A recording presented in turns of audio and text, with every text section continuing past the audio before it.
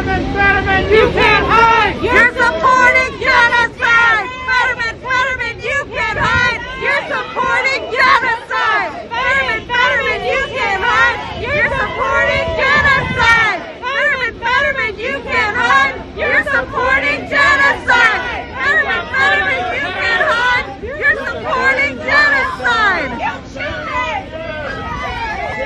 Isn't it almost comical, man? The left is truly convinced that Republicans are in turmoil, the Republicans are nearing a civil war, and they'll never be able to get behind Donald Trump, when in reality, the truth is that they're just apoplectic, that their decade of insane propaganda, civil and criminal lawfare, and like daily character assassinations were all for nothing.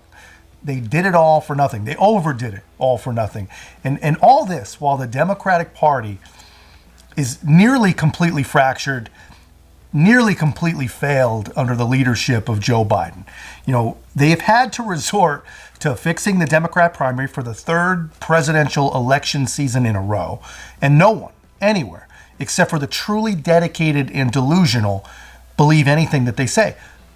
Basically about anything. And out of all of that mess, there is emerging a hero that you would have seen coming. One that I never, ever could have imagined. John Fetterman may be the most intelligent and honest person in the entire Democrat Party.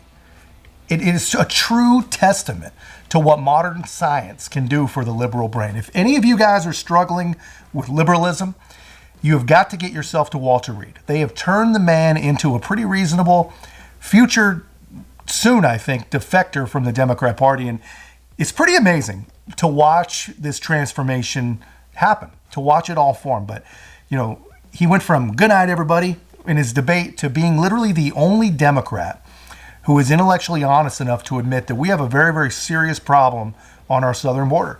And one of the few unapologetic in his own belief that Israel has a right to defend herself, which is exactly where he's making waves right now. You know, what I showed you in the open is pretty amazing. Just for context, there were pro-Palestinian protesters outside the home of John Fetterman.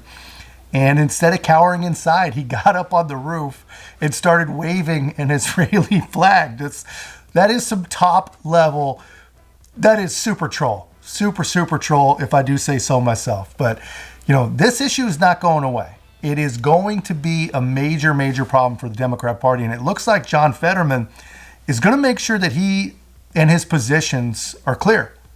You've drawn criticism from fellow Democrats on some of your positions relating to Israel. You told Semaphore this month, quote, Israel is really a beacon of the kind of values, the American values and progressive ideals that you want to see, unquote. Today, Israeli Prime Minister Benjamin Netanyahu appeared to reject the idea of a post-war Palestinian state, which is at direct odds with the stated position of the Biden administration.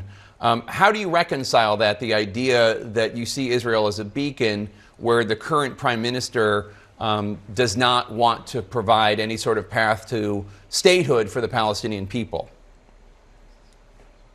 Well, I actually agree with the president on that as well, too. I've always said this consistently, that, you know, for we have an enduring peace, that we have to have two state solution as well. And I disagree with Netanyahu about that. But I do believe that doesn't change the fact that Israel is our special ally, and we have that kind of relationship. And I think it's also have the values and democracy that are just like we have here in our nation as well, too. He's absolutely right, man. I mean, regardless of what you think of Benjamin Netanyahu or Netanyahu's goals or what you think the Israeli position is at the moment on a two-state solution, it doesn't change the fact that they're our ally. They're the only liberal democracy for thousands and thousands of miles in the region. And regardless of any of it, man, they have a right to defend themselves like anybody does. I mean, really, it is truly amazing to me to watch progressives side with Hamas. I mean, it's a function, I think, of a lifetime spent feeding on anti-Semitic liberal propaganda, right? Everything about the progressive agenda items that they have tried to hijack, at least, you know, because they're not the only ones that care about it, but they have hijacked gay rights, racial equality, female empowerment. Israel literally embodies every single one of those things, whereas Palestine gays get thrown off of rooftops when they're outed, and women cannot travel without a chaperone. Yet here we have the American left and progressives all over the world waving their flag. It makes no sense. I saw a poll that indicated you have very high approval among Democratic voters, and this information in Pennsylvania, and this information came along with the tag that Twitter is not real life, because obviously a lot of progressives on Twitter have been attacking you for your position on Israel, for noting that, in your opinion, saying that there is a crisis at the border does not make one xenophobic. Why do you think you've been so criticized by so many progressives? I honestly don't understand. I don't understand why it's controversial to anybody to decide that you're going to stand with Israel in this situation. I honestly don't understand why it's controversial to say we need a secure border. I've been very clear. In fact, that was weaponized against me as Republicans in my race, that I'm very much a strong supporter of immigration. And, my wife's family, that's the Oregon story about that. And I think two things can be true at the same time. You can be very supportive of immigration, but we also need to have a secure border. Isn't it amazing to find yourself agreeing with John Fedderman? But that's how common sense works, man. Someone says something that's rooted in fact or reason or logic, and now you're in agreement. It is that simple. I mean, saying you need a secure border or that a sovereign, free ally nation has the right to defend themselves is only controversial in the most upside-down clown world that the left has been forcing on us, right?